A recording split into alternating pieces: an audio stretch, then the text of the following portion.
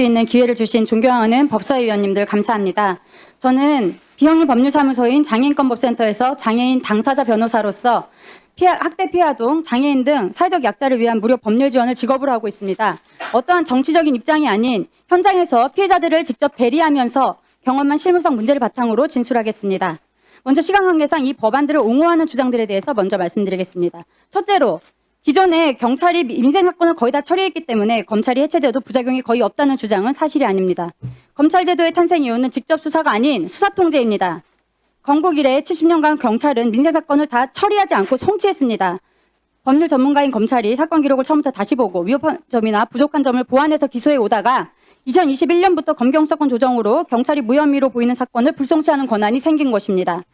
지금 이 법안들은 1차 수사기관이 보기에 혐의가 있어 보여서 송치한 범죄에 대해서도 검사가 최소한의 보완조차 하지 못하고 기계적으로 기소할지 불기소할지를 판단하도록 하고 있습니다.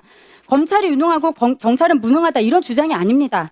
두 기관의 탄생 이유와 역할이 다르다는 겁니다. 물론 그동안 검찰이 수사 통제 열심히 하지 않은 것 맞습니다. 서민 사건 제대로 들여다보지 않은 것도 맞습니다. 학생을 공부하라고 학교에 보냈더니 하라는 공부는 안 하고 힘자랑만 한 셈이죠. 그렇다고 그 학생을 무조건 퇴학시켜야 할까요? 아닙니다. 힘자랑을 못하게 직접 인재수사권을 뺏고 본래 검찰 제도의 존재 이유인 수사 통제를 충실히 하도록 하면 됩니다. 경찰은 직접 수사에 집중, 검찰은 수사 통제에 집중할 수 있는 방향으로 개편되어야 국민의 제도 변화에 대한 혼란이 줄고 거대한 조직을 새로 꾸리는 데 들어가는 혈세 낭비도 방지됩니다. 둘째로 이미 수사권 조정 이후 수사와 기소가 이미 분리된 것이나 다름없기 때문에 검찰을 해체해도 부작용이 없다라는 주장은 수사의 개념을 잘못 오해한 데서 비롯된 오해입니다. 2017년 정도부터 등장해서 일종의 캐치프레이즈처럼 쓰이고 있는 이 수사 기소 분리론은 현실과 다르다는 것이 이 법안들에 대한 전문형 검토 보고서에도 나와 있습니다. 검찰 수사의 개념은 두 가지입니다. 하나는 직접 인지수사권, 그러니까 직접 수사를 개시할 수 있는 권한, 그리고 송치받은 사건을 수사 통제를 위해서 검토해서 미흡하거나 부족한 부분을 보완하는 보완 수사로 나뉩니다. 앞에 직접 수사 개시는 1%에서 2% 정도 되는 특수부 사건으로 기소까지 브레이크 없이 연결되면서 남용과 부작용이 컸던 것 맞습니다. 반면 뒤에 보완 수사는 98% 정도의 사건을 다시 검토하면서 1차 수사기관에 놓치거나 과했던 부분이 있으면 채워 넣어서 사건을 체계적으로 이해하고 충실한 기소를 할 수 있게끔 하는 좋은 역할이었습니다. 공소시효가 임박해서 검찰이 직접 보완을 해야 되는 사건도 있습니다. 검찰의 수사권을 전면 폐지한다면서 이 보완마저 막고 기소를 하게 하는 구조는 기소의 질을 떨어뜨리고 공소 유지를 어려워지게 할 수 있습니다. 피해자에게 정말 중요한 것은 단순히 기소가 아니라 그 기소가 유죄 판결로 이루어져서 실질적으로 가해자가 처벌되는 것입니다.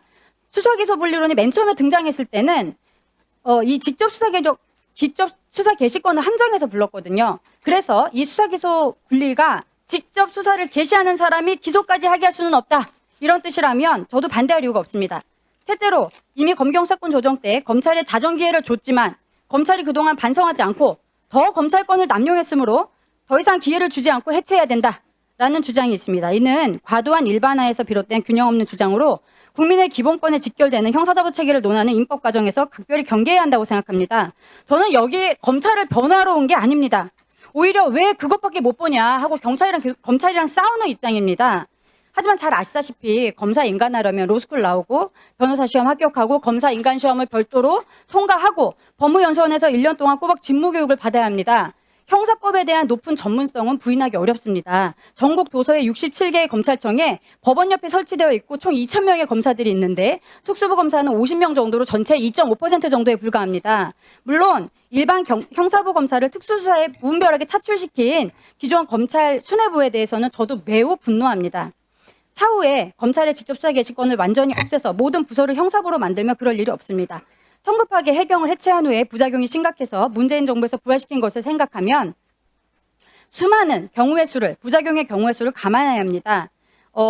제가 그 부작용의 자세한 내용은 양호석 변호사님의 내용으로 대체해드렸습니다. 참고해 주시면 감사하겠습니다. 덧붙여 검사의 공익적 기능이 증발할 우려가 있습니다. 피해 아동 보호 명령, 친권 상실 청구, 후견인 선임 친구 등 검사가 기존에 담당해온 공익적 기능을 누가 맡을지에 대한 언급이 없습니다.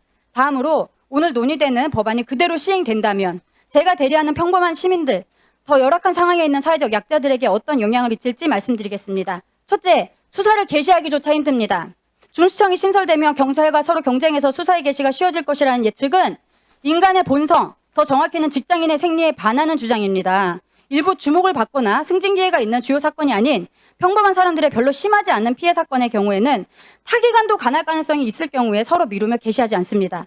국수위는 불송치 결정에 대해 위협 부당하다고 생각하면 다른 수사기관에 이첩하도록 되고 있는데 이렇게 되는 동안 핵심 증거가 없어지거나 중요 참고인이 도망갈 가능성을 배제할 수 없습니다. 둘째로 거대한 1차 수사권이 탄생하는데 오히려 수사 통제가 형해화됩니다.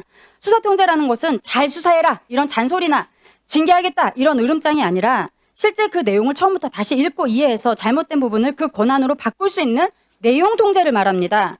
중수청 내용을 보면 이의 신청을 통한 수사 통제만 가능한데 고소 고발인이 없는 사건은 이의 신청이 불가능하죠. 고소 고발은 수사 단서, 그러니까 입건 경로의 일부일 뿐입니다. 70% 정도가 112 신고로 입건됩니다. 풍문이나 소문으로 들어온 사건도 생각보다 수사해보면 심각한 경우도 많습니다.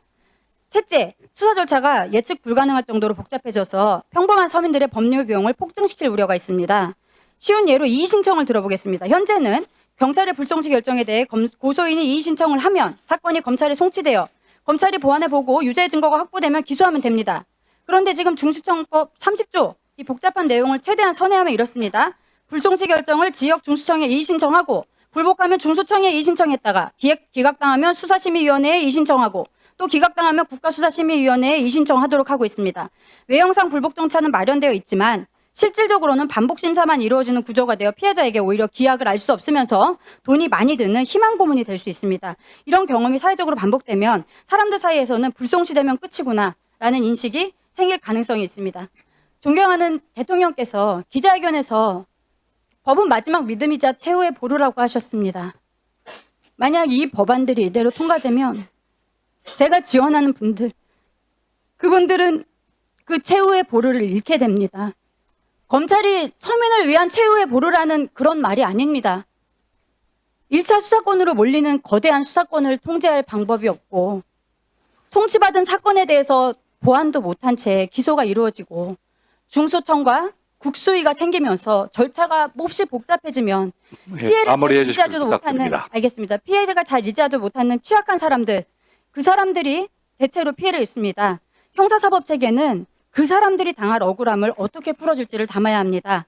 그래서 이 피해자들의 고통에 대해서 만약에 다른 취지로 운영됐을 때 피해자가 입을 고통에 대해서 국회가 책임지겠다라는 확답을 전제로 추진되어야 할 것입니다. 감사합니다. 예, 김혜원 변호사님 수고.